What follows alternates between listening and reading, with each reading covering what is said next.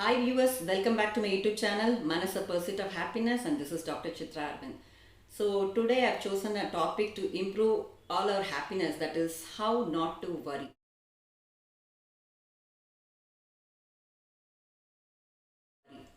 So this very topic of worry itself is worrying all of us, right? So there are no human beings who is immune to this concept called worry. We worry about everything starting from health, our security, and our relationship, studies, career, lifestyle, and whatnot. So the list of worrying goes on and on. The worry can be about the past as well as the future. So don't forget to watch this video till the end. So where I'm going to provide a lot of easy psychological tips, links in the description to get over this worry also. Okay, so we have to first of all break some myths surrounding this concept called worry. So there are some people who says that doctor, I have to indulge in worrying, only then I can stop things from happening, bad things from happening to me. And there are other set of people who also say that I know what I'm worrying is completely irrational and useless, but the thing is I cannot get rid of this worrying at all, doctor. So here I would say we have to address these two kind of people as well. We have to understand closely the concept about why people indulge in worrying and which is like completely useless. So I would even use the word completely useless because actually they also say that 90% of the time what you worry does not really happen. So that's a fact as well.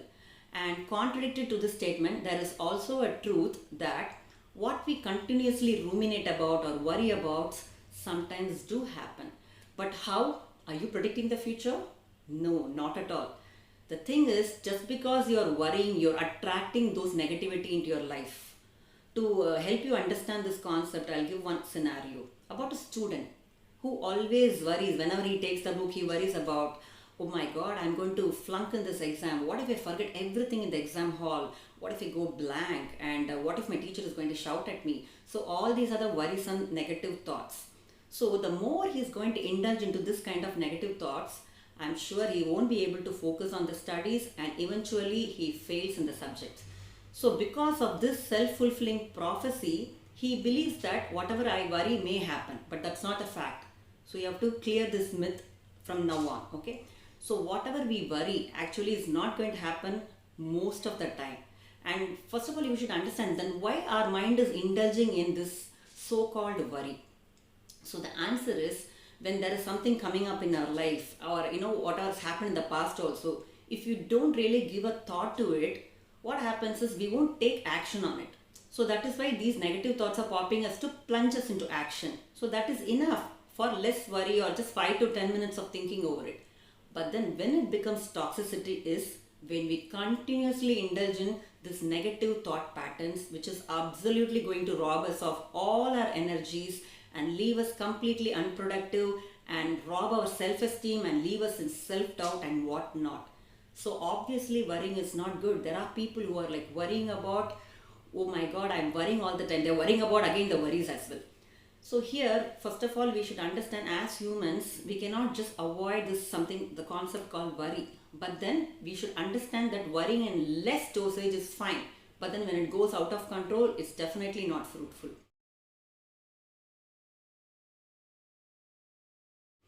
So now I'm going to share some psychological tips by which you can get over your worry pattern. The first thing is self-awareness or being mindful, which is very important because when we are doing or indulging in some activities and suddenly you feel low, suddenly you feel less energy or suddenly you feel irritated, frustrated, anger, and only then you'll figure out that some negative thought was passing by. And once you catch the thought, it may be about some past thing or future or about something which has happened about other people, some happenings or about other people which are all negative.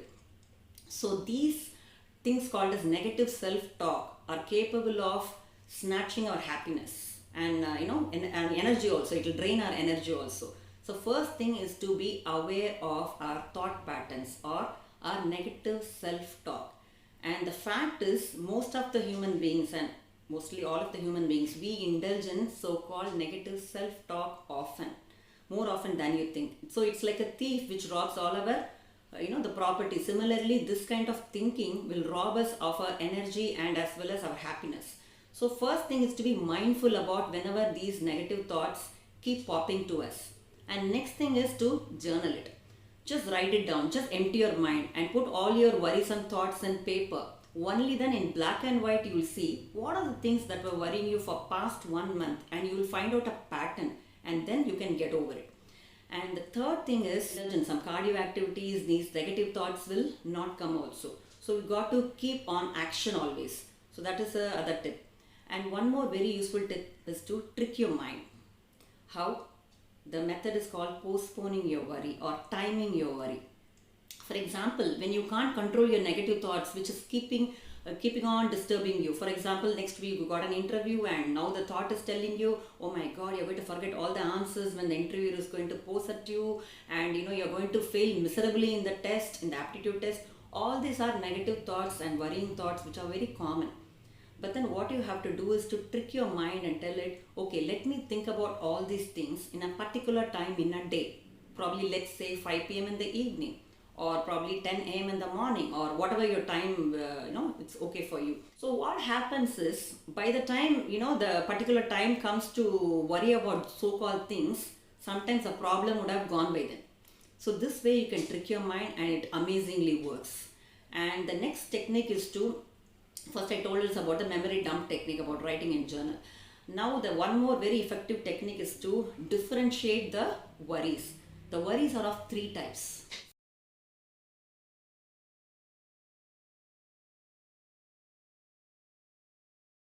First is realistic worry, next is unrealistic worry, and the third one is you won't even know whether it's a realistic or unrealistic one. So when it comes about realistic worry, okay, actually the problem is there and the disease is everywhere and I can acquire it, and what if my health is going to fail? All these are realistic worries, actually, which can have an impact on your life as well as health. So how do you deal with it? So we'll have to really see what I can do about it. Is the situation under my control or out of control? Can I do anything about it, or I cannot do anything about it? The first thing is, if you can do really anything about it, please do it. So that is called problem solving coping strategies. So go ahead and do it. So action, show it in action. So you can just go on the wheels and do something to head on solve the problem. But then when the situation is out of control or you really can't do anything about it, then only better way is to accept it. Accept it, and then you have to distract yourself from the worry and indulge in some other activities and just ignore it. Okay, so this is one method of thought distraction. And let's say if your worry is actually unrealistic, and most of the times pessimistic people are the one, and the people who are more prone to anxiety and depressive disorders are the ones who indulge in NAT, called negative automatic thoughts. Most of the times they indulge in so-called negative thoughts of what mostly don't happen in the future at all. So when they actually look back, whatever they worried wouldn't have happened at all. So this thought pattern is very dangerous. So this is called indulging on unrealistic worry pattern. So the answer for this is to get some therapy or try to change your thought. So when you know that this particular thing is not going to happen, or I don't have any control over it, I know this is so stupid to indulge in this kind of worry, just try to distract from it and never ever go towards it. So you can just postpone it or time it and use some memory dump technique to write down everything and let go of it, or talk to people. So these techniques can help for this.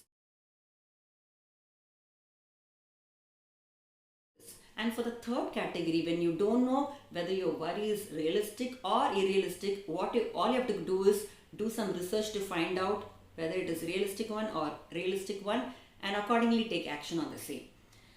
So all these techniques will actually help you. So one more thing I want to talk to you about is worry diary. So it's very important, as I told you about journal writing, this worry diary will help you to figure out what are the things you mostly worry about, and also to keep track of whatever you worried as it really happened, or what is actually happening in your life. So for this I provided some link in the description box, so do check out that, and you can maintain this diary for a week or so to get some idea, and once you write it down, it looks very clear on paper. So you can easily differentiate as it is an unrealistic worry or a realistic worry, and it improves your mindfulness as well. Finally, one more very useful method is to indulge in something called as positive worry. So what is positive worry?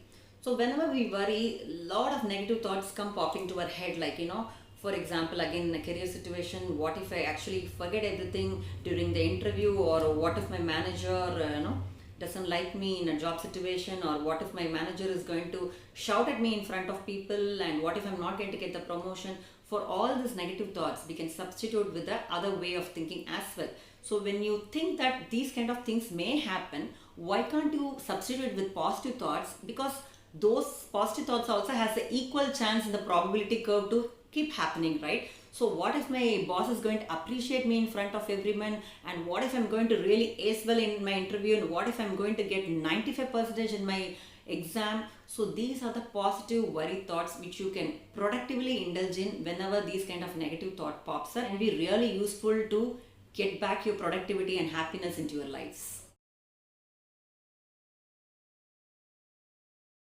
So viewers, I think you can use all these simple techniques in your everyday life, and just 1 week you try to, not get into this kind of unhelpful worrying thing, and you will find yourself very positive, very energetic, and you can do a lot of productive things also in your life. If you find this video really helpful, please click the like button and do comment, and also share this video to those people whom you think can be of use to, and also do subscribe to my channel to get fresh videos.